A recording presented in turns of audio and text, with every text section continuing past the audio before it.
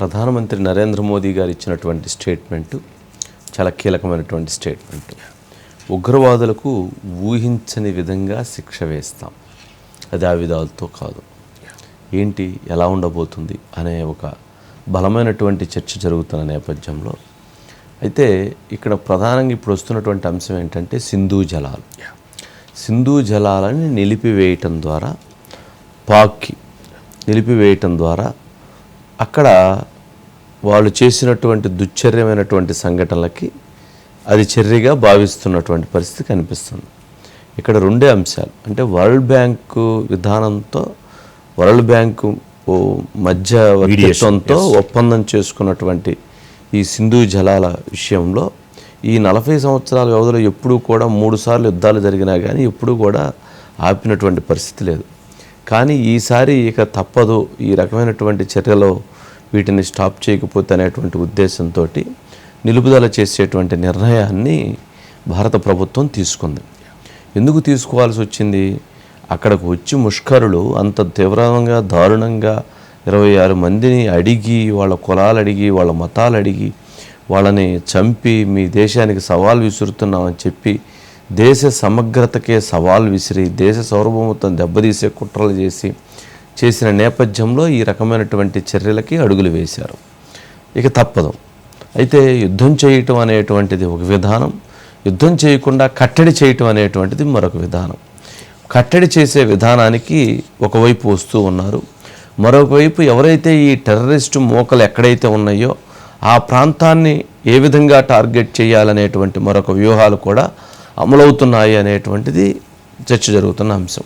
సరే, ఈ నేపథ్యంలో ఎక్కడైతే సింధు జలాలను కనుక ఆపితే పాకిస్తాన్కి సంబంధించినటువంటి ఆర్థిక మూలాలు ఒక్కసారిగా కోకటి వేళ్ళతో పీక్ వేయబడతాయి. అంటే 25% జీడిపి ఈ సింధు జలాల నుంచి వెళ్ళినటువంటి వాటర్ ద్వారా అక్కడ వ్యవసాయం, ఇటు పంజాబ్ ప్రావిన్స్ కావచ్చు, ఇక్కడ ఉన్నటువంటి ఆ వ్యవసాయం 80% దీని మీద ఆధారపడి అక్కడ పంటలు పండి అక్కడ వాళ్ళందరూ ఇదవుతున్నారు. ఎప్పుడైతే ఈ వాటర్ను ఆఫ్ చేయటం జరిగిద్దో అక్కడ నష్టం జరిగేటువంటి పరిస్థితి ఉంటుంది.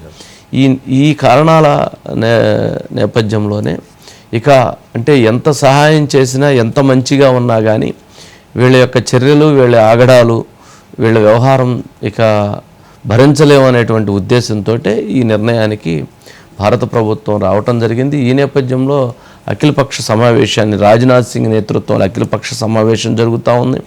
ఆల్ పార్టీ మీటింగ్లో ఒక కమ్యూనికేషన్ ఇవ్వబోతున్నారు.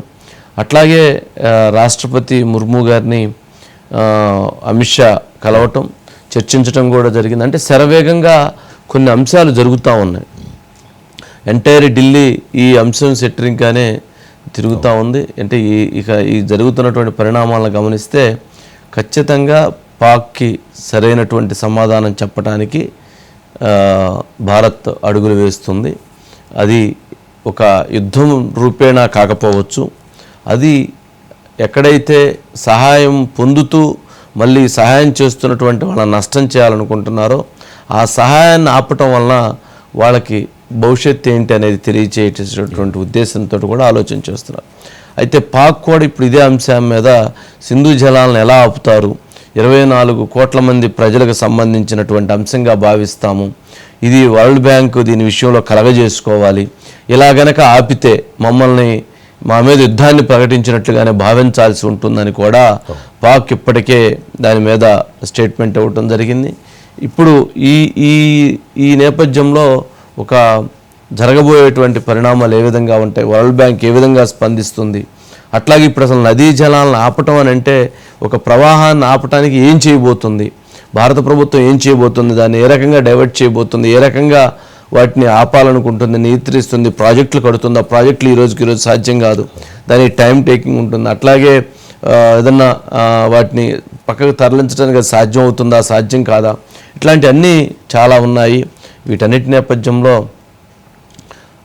పాక్ అయితే గుణపాఠం తప్పదు అనే నిర్ణయానికి వచ్చారు. ఎందుకంటే వాళ్ళు ఈరోజు చూస్తే ఎవరైతే ఆ చనిపోయినటువంటి వాళ్ళందరినీ వాళ్ళు ఎంత పాశవికంగా వాళ్ళు వెంటపడి చంపారు అనేటువంటిది కూడా అర్థమవుతుంది.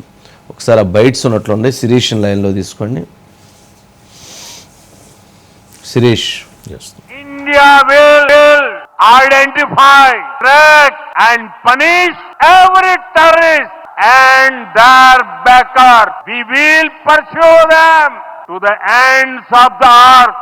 India's spirit will never be broken by terrorism. Terrorism will not go unpunished. Every effort will be made to ensure that justice is done. The entire nation is firm in this resolve. CCS reviewed the overall security situation and directed all forces to maintain high vigil.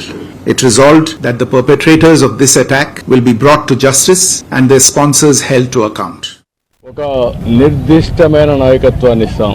ఒక మాటలో చెప్పాలంటే ఎవరైనా సరే ఎక్కడైనా సరే ఇలాంటి చిల్లర వేషాలు ఇస్తే అలాంటి వాళ్ళకి హెచ్చరిస్తున్నా అదే చివరి రోజు కావాలి. ఎందుకంటే ప్రజా జీవితాలతో ఆడుకుని దేశాన్ని బెదిరించాలను, దేశ సమగ్రతను దెబ్బతీయాలనుకుంటే మాత్రం వాళ్ళ ఆటలు సాగవు. ప్రభుత్వాలు గట్టిగా ఉంటాం, ధీటుగా ఉంటాం, సమాధానం చెప్తాం. అదే సమయంలో నేను కోరుకునేది ప్రజలు కూడా అప్రమత్తంగా ఉండాలి. మనకు తెలియని వ్యక్తి మన పక్కన ఎవరైనా వస్తే ఎవరు వస్తున్నారో కూడా చూసుకుని ప్రజలే పోలీసింగ్ చేసే పరిస్థితి రావాలి. అప్పుడే ఇలాంటి సమస్యలన్నీ కంట్రోల్ అవుతాయి. కిరాతకంగా ఎంత దారుణంగా చంపారు. ఒక ఎక్స్గ్రేషియా ప్రకటించడానికో లేదంటే దీనికో రాలేదు. నిజంగా ఉగ్రవాదుల దాడిలో ఇది రిపీటెడ్ గా, ఎందుకంటే నేను 86 నుంచి 89 వరకు నేను కాశ్మీర్ లో ప్రతి సమ్మర్ లో అప్పుడున్న పరిస్థితుల్లో షూటింగ్ వల్ల వెళ్ళేవాడిని, నేను పనిచేసేవాడిని. సో నాకు పరిస్థితులు తెలుసు. నాకు మళ్ళీ తిరిగి అలాంటి పరిస్థితులు పునరావృతం అయినది చాలా చాలా బాధ కలిగిస్తా ఉంది. ఎంత సాడిస్టిక్ గా, ఎంత మెథాడికల్ గా, కోల్డ్ బ్లడెడ్ గా చంపేశారు. చెప్తుంటే అసలు కడుపులో బాధ ఉండలు చుట్టుకుపోతాం. ఉగ్రవాదులు ఎక్కడున్నా సరే నిర్దాక్షిణ్యంగా ఏరియా. మన కనికర ఎక్కువైపోయింది, మంచిదనం ఎక్కువైపోయింది అంతే. మనం సో అందరూ ఆవేదన వ్యక్తం చేస్తున్నారు సార్. కానీ పవన్ కళ్యాణ్ గారు మాట్లాడిన పాయింట్ బాగుంది. మనకి కనికరం ఎక్కువైపోయింది. కనికరం అవసరం లేదు. ఉగ్రవాదులు ఎక్కడున్నా సరే కొకటి వేళతో పీకి వేయాలి, ఏరివేయాలి, కాల్చి పడేయాలి, ముక్కలు ముక్కలు చేసి పడేయాలి.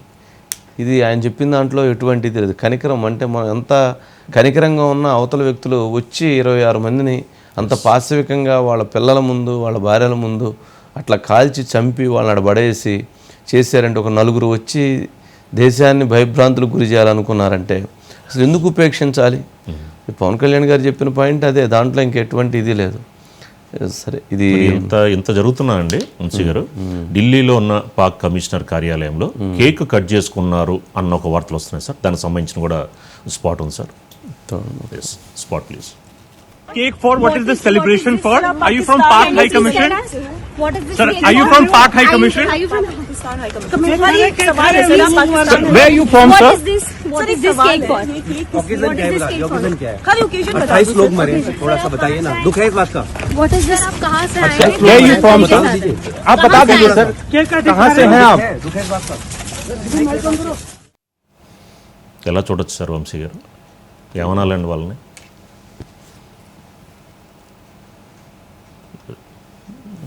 అంటే సమాజం ఒకవైపు మంచి గురించి ఆలోచిస్తుంటే ఒకవైపు ఇట్లాంటి చెడు గురించి ఆలోచించేటువంటి వ్యవస్థలు ఉన్నప్పుడు ఉపేక్షించకూడదు.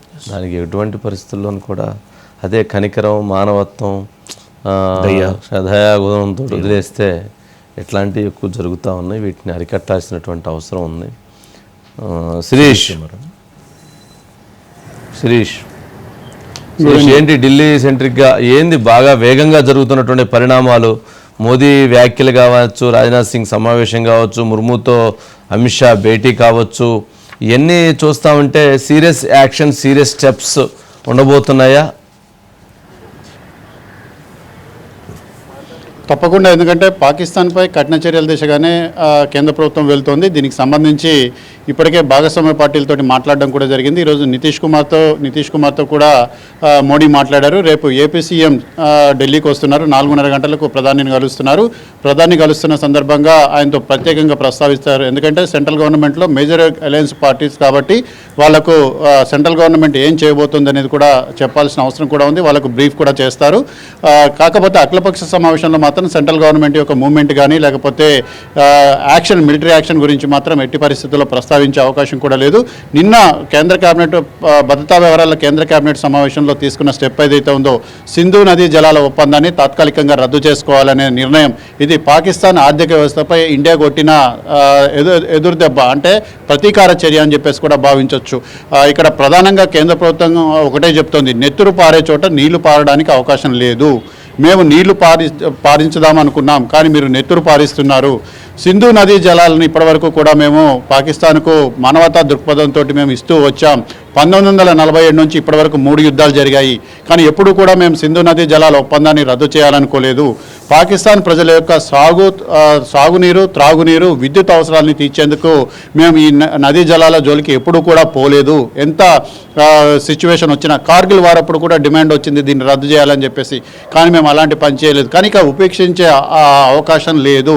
అంటే పవన్ కళ్యాణ్ చెప్పినట్లుగా కనికరం చూపించాల్సిన అవసరం లేదు అనే అభిప్రాయానికి కేంద్ర ప్రభుత్వం కూడా రావడం జరిగింది. ఈరోజు బీహార్లో ప్రధాని నరేంద్ర మోడీ చేసిన కామెంట్స్ అనేవి కూడా చాలా సీరియస్ కామెంట్స్ అనేవి కూడా చేశారు. 2014 నుంచి ఆయన ఇప్పటివరకు ఎప్పుడూ కూడా ఇలాంటి కామెంట్స్ అనేవి కూడా చేయలేదు. 2016లో సర్జికల్ స్ట్రైక్స్ జరిగాయి, 2019లో బాలాకోట్ ఎయిర్ స్ట్రైక్స్ అనేవి కూడా జరిగాయి. అప్పుడు కూడా ఇలాంటి కామెంట్స్ అనేవి కూడా చేయలేదు. అంటే అప్పుడు జరిగిన దాడులు వేరు, అప్పుడు దాడులు జరపడానికి గల కారణాలు వేరు. కానీ 26 మంది అమాయకులను నిర్దాక్షిణ్యంగా వేడుకుంటున్నప్పటికీ కూడా మతం ఆధారంగా చంపడం అనేది కూడా ప్రస్తుతం దేశవ్యాప్తంగా కూడా దేశ ప్రజలు ప్రతి ఒక్కరు కూడా రగిలిపోతున్న పరిస్థితి అనేది కూడా ఉంది.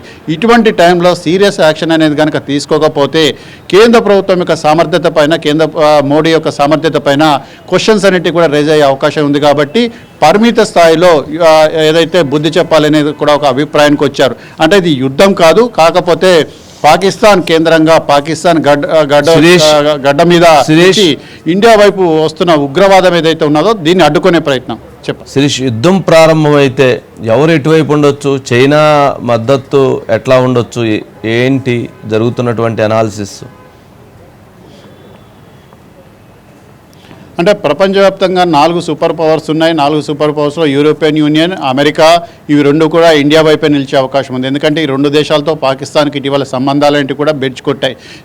పాకిస్తాన్ ఎప్పుడైతే చైనా వైపు కొంత సాఫ్ట్ కార్నర్ స్టాండ్ తీసుకుందో అప్పుడు అమెరికా క్రమక్రమంగా దూరమైంది, పాకిస్తాన్కి ఇచ్చే సహాయాన్ని కూడా నిలిపివేసింది. సో ఇటువంటి పరిస్థితుల నేపథ్యంలో జేడీవిన్స్ పర్యటన కానీ, లేకపోతే తహూర్ రానాను ఇండియాకి అప్పగిస్తున్న సందర్భంగా ట్రంప్ చేసిన ప్రకటన కానీ, మొన్న ట్రంప్ మోడీతో ఫోన్ కాల్ మాట్లాడినప్పుడు కానీ ఇండియా ఎటువంటి స్థాయికి వెళ్ళి స్టెప్స్ తీసుకున్నప్పటికీ కూడా మేము సపోర్ట్ చేస్తాము. ఎందుకంటే ఇజ్రాయెల్లో నైట్ పార్టీ మీద దాడి చేసి 100 మందిని, అంటే అక్కడ అతి కిరాతకమైన మారణకాండను సృష్టించిన హమాస్ ఉగ్రవాదులపైన ఇజ్రాయెల్ ఏదైతే ఉక్కుపాదం మోపుతుందో అటువంటి చర్యలకు అమెరికా సపోర్ట్ చేస్తుందో ఇండియాకు కూడా ఇప్పుడు సపోర్ట్ చేయాల్సిన అవసరం ఉందన్న అభిప్రాయం అనేది కూడా అమెరికాకు సంబంధించిన సెనేటర్స్లో, అమెరికా ప్రభుత్వంలో వ్యక్తమవుతుంది. కాబట్టి అమెరికా కానీ, బ్రిటన్ కానీ, ఫ్రాన్స్ కానీ ఈ 3 కూడా ఇండియాకు సపోర్ట్ చేసే అవకాశం ఉంది. రష్యా వ్లాదిమిర్ పుతిన్ ఇప్పటికే ఫోన్ చేసి మాట్లాడాడు, మేము మీ వైపే ఉంటాం, మీరు ఎటువంటి స్టెప్ తీసుకున్నా కూడా మేము మద్దతు ఇస్తాం. ఇటువంటి సమయంలో ఇండియా ప్రతీకారం తీర్చుకోవడానికి పూర్తి హక్కు అనేది కూడా ఇండియాకు ఉంది అని చెప్పారు. కానీ మాట్లాడింది ఎవరంటే చైనాకు సంబంధించిన జింగ్పింగ్ మాత్రమే మాట్లాడలేదు. కేవలం ఒక ఫారెన్ సెక్రటరీ మాత్రమే ఒక స్టేట్మెంట్ ఇచ్చారు, జరిగిన ఘటనను ఖండించడం జరిగింది. అయితే పాకిస్తాన్ బుకాయిస్తుంది ఏంటంటే మా గడ్డపై నుంచి తీవ్రవాదం అనేది జరగట్లేదు, తీవ్రవాదులు అనేవాళ్ళు మా గడ్డపై నుంచి కార్యకలాపాలు చేయడం లేదు. మరి వీడియోలో వస్తున్న ఫుటేజ్ అనేది ఎక్కడిది, మరి వాళ్ళకి రక్షణ కల్పిస్తోంది ఎవరు? పాక్ ఆక్యుపైడ్ కాశ్మీర్లో 45 టెర్రరిస్ట్ లాంచ్ ప్యాడ్స్ అనేవి కూడా ఉన్నాయి, ఉగ్రవాద శిబిరాలు ఉన్నాయి. ఇవి ఎవరి గడ్డపై ఉన్నాయి, ఎక్కడి నుంచి జరుగుతున్నాయి? నిన్న ఏదైతే పహల్గాంలో అమాయకులపై దాడి జరిపిన ఘటనలో ఉపయోగించిన వెపన్స్ ఏవైతే ఉన్నాయో ఈ వెపన్స్ ఎక్కడి నుంచి వచ్చాయి, ఎవరు ఇచ్చారు వాళ్ళకి? అంటే పాకిస్తాన్కి సంబంధించిన ఆర్మీ సపోర్ట్ లేకుండానే తీవ్రవాదులు ఎక్కడి నుంచి వచ్చారు?